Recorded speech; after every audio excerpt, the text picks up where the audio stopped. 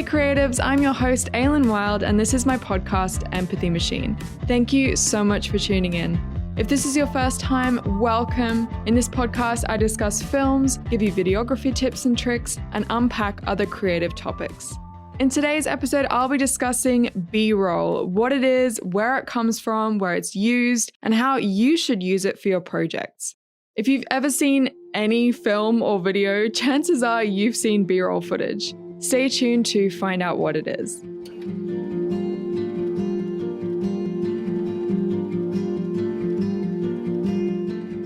Before we get into this episode, let me first explain to you exactly what B-roll is. Now, for some reason, B-roll is one of those things that doesn't have a very clear definition, and sometimes it can be a little tricky to differentiate between B-roll and A-roll. I find it easier to understand B-roll, though, when I understand what A-roll is. A-roll is your main story, your bread and butter, your narrative focal point. A-roll usually includes dialogue. It usually involves principal actors or characters, and your video cannot exist without it. It is essential. Now, the term A-roll isn't really used much anymore, but for some reason B-roll seems to have stuck around, and you'll hear the term used a lot in the film world. B-roll is any footage, which could be video, images, or animations, that is not part of the main narrative of the video. So basically, any footage that doesn't directly tell the story of your video is probably B-roll. This could be establishing shots, cutaways, or stock footage. B-roll gives context, fills in any gaps in the narrative, and adds style and flavor to your video. So a classic example of B-roll would be if you've ever seen a rom-com set in New York City, they always have this drone shot of the Brooklyn Bridge and then another drone shot of the New York City skyline at the beginning of the film, like always. This is called an establishing shot, which is a type of B-roll. Now, without it, you would still be able to understand the story being told, but it helps to frame what you're about to see. Without saying a word, you now know that this story is set in New York City, and you can get a sense of the style and mood of the film through the type of shot that's being used. For example, a bright, sunny, slow-moving drone shot of the Brooklyn Bridge with some upbeat music tells you that you're probably about to watch a film about something lighthearted and most likely pretty cheesy. But if that shot of the Brooklyn Bridge is shown from lower down and the sky is dark and the camera is moving more slowly and carefully, you know you're probably about to watch something a little more intense. Now, both of these shots are of the same thing, but they tell a completely different story, and that's the power of B-roll. B-roll allows you to tell a story without using words or even people. Now, why is it being called B-roll? Very simply, it's a term that comes from old film reels or rolls. Film editors would use segments of castaway film and cut them up to place in between the main film segments to help with pacing or to make more sense of the scene. This soon evolved into actual dedicated rolls, which filmmakers would shoot specifically to be used for this purpose. So the principal reel came to be known as the A-roll, and the secondary reel for the editor to use, however it was needed, was called the B-roll. Now, I like to think of A-roll as the meat or the bread and butter of the story, and the B-roll as the real flavor, the seasoning, the sauce, the heart of the video. You need your A-roll to tell your story at the basic level, but B-roll is where your audience really connects with the story. A-roll is like the words in an article, and B-roll is like the accompanying images. A magazine would be pretty boring without photos, just as a film would be pretty mind-numbing without B-roll. The purpose of B-roll is essentially to connect your audience with your story and provide context for what's going on. If you've ever heard the phrase show don't tell, which is kind of the golden rule of cinema, this would be the perfect example of that. Without B-roll, your video or film is going to be extremely literal. And that can be pretty boring or even sometimes sort of offensive to watch, because basically you're saying that your audience is so dumb that they need to be hand-fed every little detail of your story. You offer them no credit whatsoever when you don't allow them to read between the lines. For example, rather than having your character explicitly say they're having a hard time, you can show it using B-roll. So maybe someone asks them how they're doing and they say, "Great, yeah, I'm doing really well." But while they're saying this, you're showing your audience B-roll of them crying in a bathtub or smashing something. This not only gives your audience the credit they deserve, but it actually tells a much more powerful story than if you had your character explicitly say what's going on.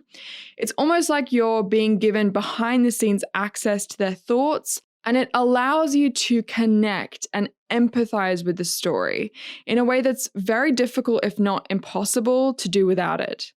Film is a visual storytelling tool. If you're not going to properly use visual narrative to tell your story, you might as well write a book or record a podcast instead. Whenever you can say something through a visual image rather than through explicit words, always use the visual image.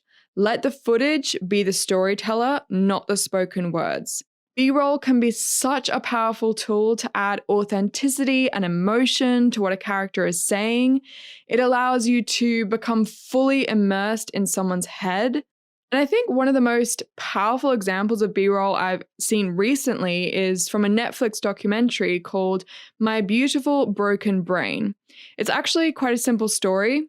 It's about this young woman who suffers a stroke out of the blue and has to rebuild her life. She can't read or write anymore. She has trouble stringing words together. And the A-roll is mostly just selfie videos she's taking with her phone. But the B-roll footage is seriously so powerful. I can't even really describe it properly. It literally feels like you're inside her head as she's speaking.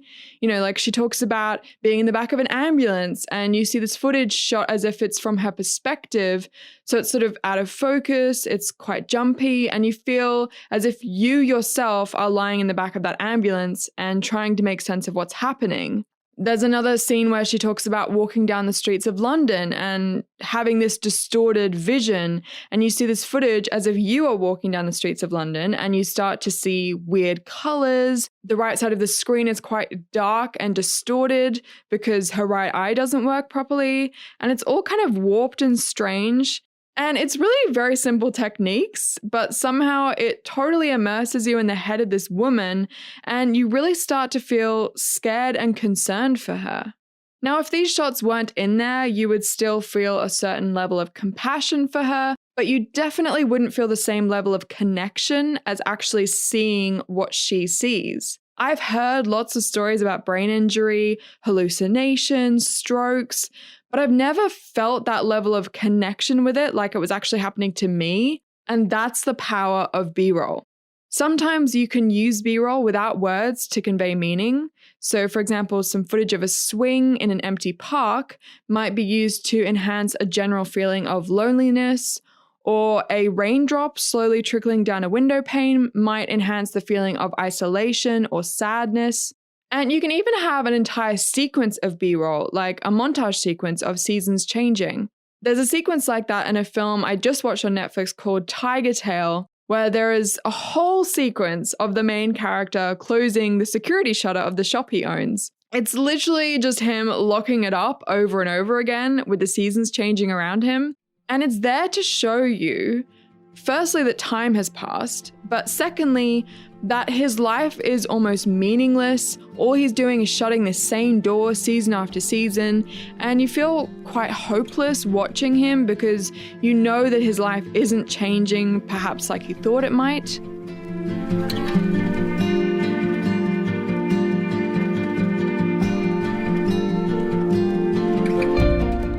Narrative films like Tigertail use B-roll to enhance the story and to provide context.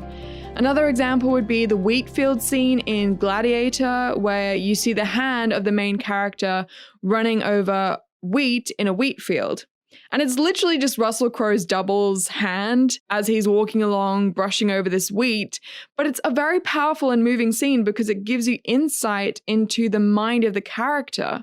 And the juxtaposition of the simplicity of these wheat fields with the chaos that you know is going on in the story is quite moving to watch. This scene would have probably been filmed by the second unit of the film crew. So in a film crew, the first unit stays with the director and the principal actors and films the A-roll, and the second unit goes off to shoot all the B-roll, so all the establishing shots, all the cutaways, and all the close-ups like this one, which you don't actually require the main actor to be there for. Another great example of B-roll in a film would be the opening scenes of Tree of Life. This is an example of stock footage being used to enhance a story, and there's this whole sequence of beautiful images of the universe, which goes on for a number of minutes, but it really helps set up, firstly, the style of the film, and also its main theme.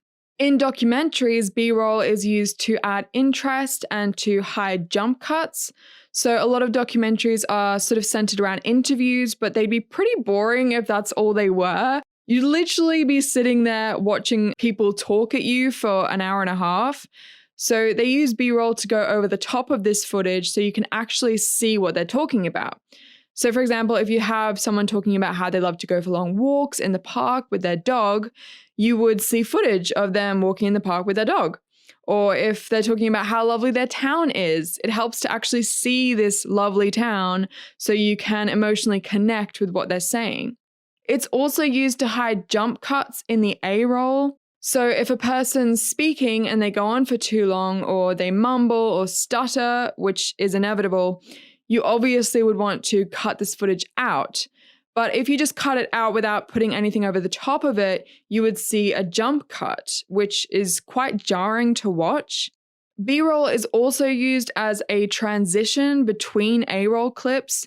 So for example, if you had two interviews with different focal points, rather than jumping straight from one person to the next, you could use B-roll to add some space in between the two interviews and allow the film to breathe a little. And now you have a nice smooth transition and you can ease your audience into the next train of thought.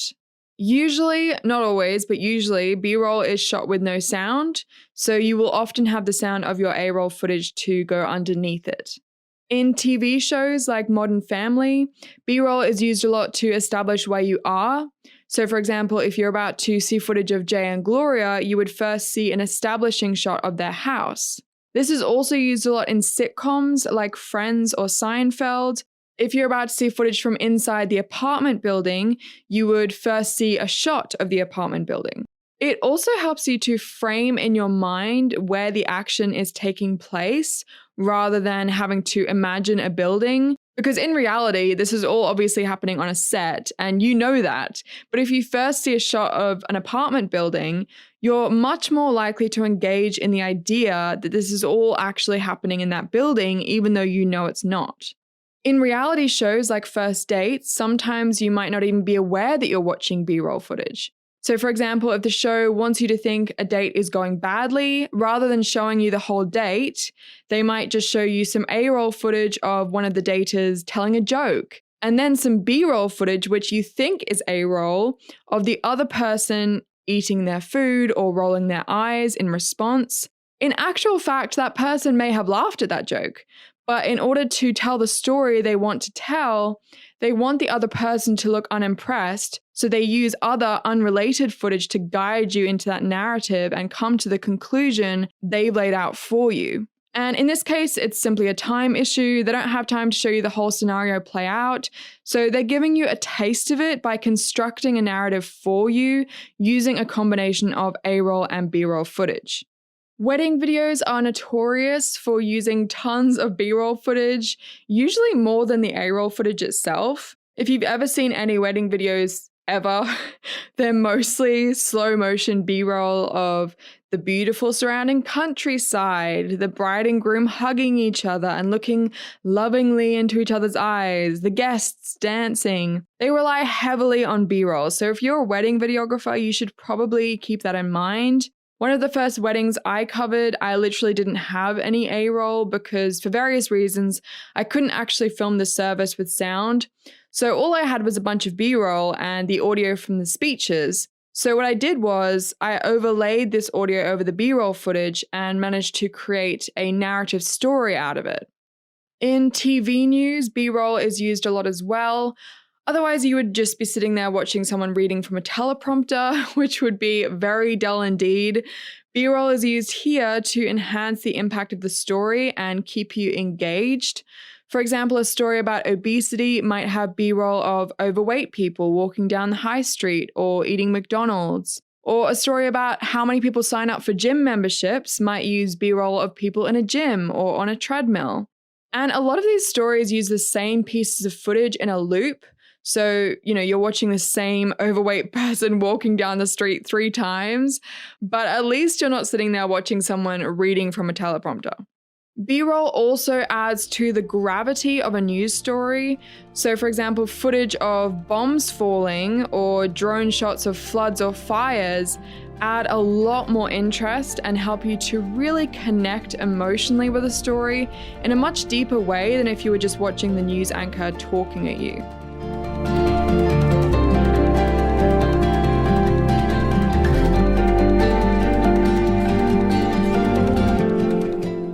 A tool used very often for B-roll is stock footage.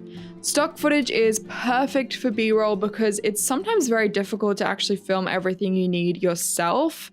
Films, documentaries, and TV news use stock footage all the time, so they don't have to spend the time and money going out and filming things they can just buy. For example, the filmmaker I assisted for a short time in Alice Springs was showing me a music video he made, which had mostly his own beautiful shots of Australia, but he said some of the shots, like the animals and the clouds, were stock footage.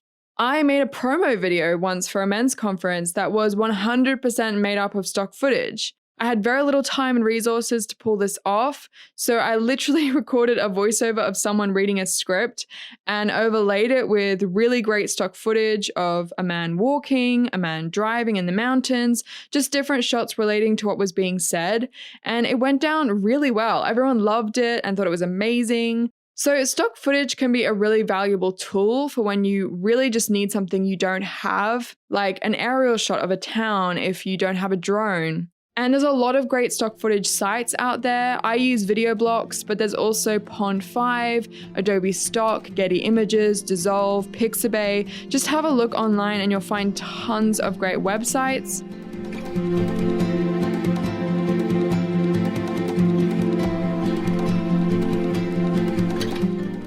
So, story time.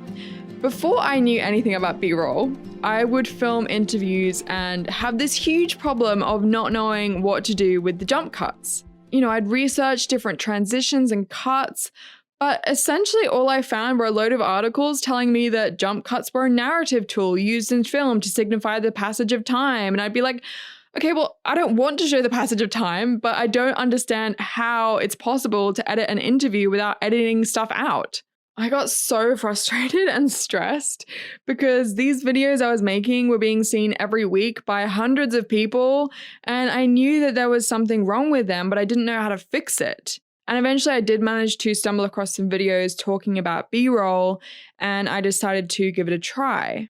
So the next time I filmed an interview, which I remember was a Connect promo, and I was interviewing a woman called Nancy.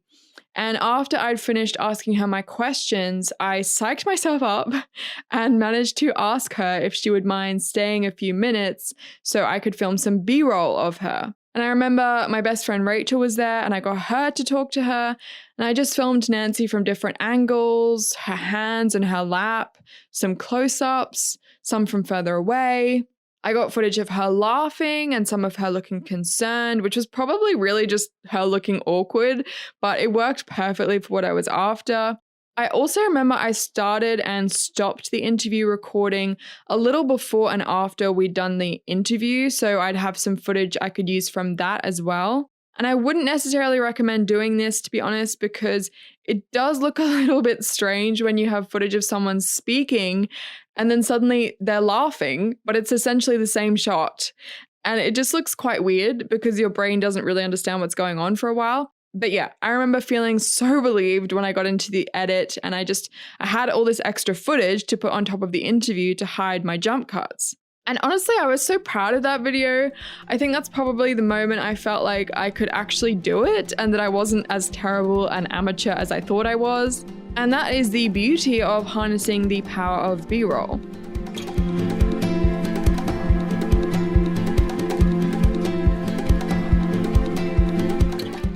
If you're a filmmaker, it's very important to actually plan out your B-roll, so include it in your storyboarding. If you're a videographer or a documentary filmmaker, shoot as much B-roll as you can. You want as much as possible so you have the option of telling the story in a variety of ways and having plenty of footage to hide any jump cuts. And there should really be an element of planning here too. So for example, if you're interviewing someone, take note of what they're saying. So either physically make a note or mentally make a note, and make sure you film some B-roll that will relate to that. So for example, if they talk about feeling lonely, you could film them sitting in a large room on their laptop or scrolling through their phone. Or if they talk about how much they love their husband, you could film some beautiful slow motion footage of them and their husband. And the more you have of these types of shots, the better. Make sure you plan your time in a sensible way as well. So for example, if you only have 2 hours with someone, don't spend an hour and a half interviewing them and only half an hour filming B-roll. B-roll is just as important as your interview, in my opinion. So make sure you allow enough time to shoot some great B-roll, even if it means sacrificing some of your interview time.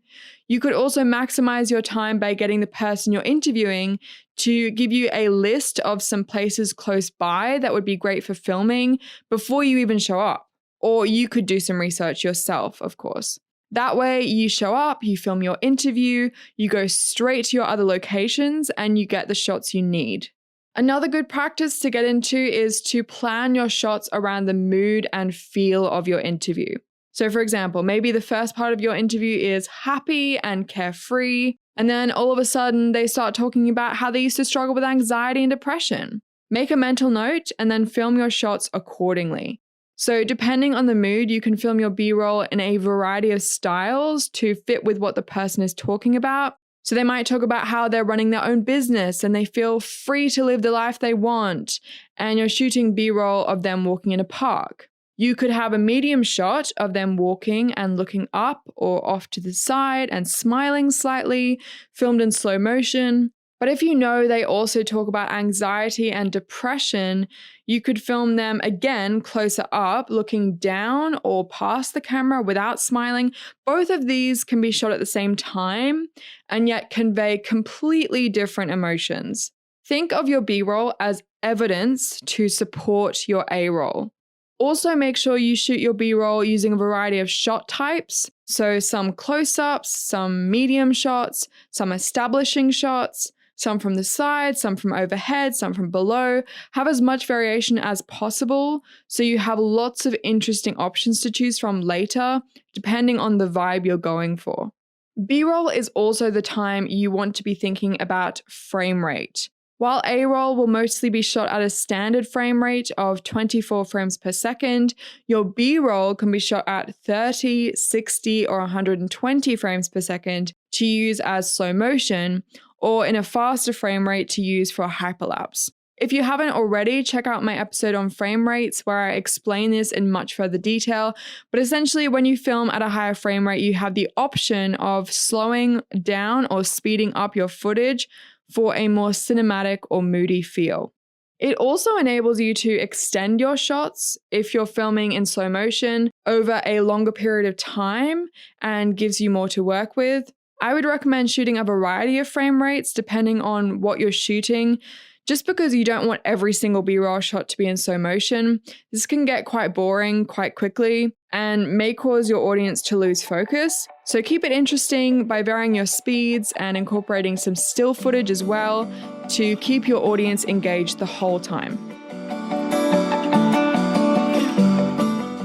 My 10 film picks for this week come from Netflix UK, and the category is films to watch when you need a distraction. In alphabetical order, the films are A Quiet Place, A Simple Favor, Ex Machina, Fire, I, Tonya, Icarus, Ocean's 11, Rush, The Big Short, and The Social Network.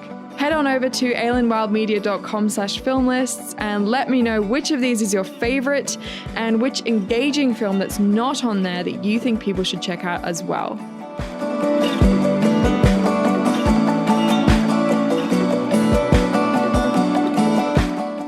Okay, that's it for today's episode on B-Roll. Thank you so much for listening, and I really hope you enjoyed it. If this episode inspired you at all, please don't forget to leave me a review. That would be really helpful. And I'd love to hear your feedback and any requests you might have for future episodes. Also, check out the show notes for this episode at alienwildmedia.com/podcast. I hope you have a great week and tune in next time for more creative insight into my experiences in the world of video and film.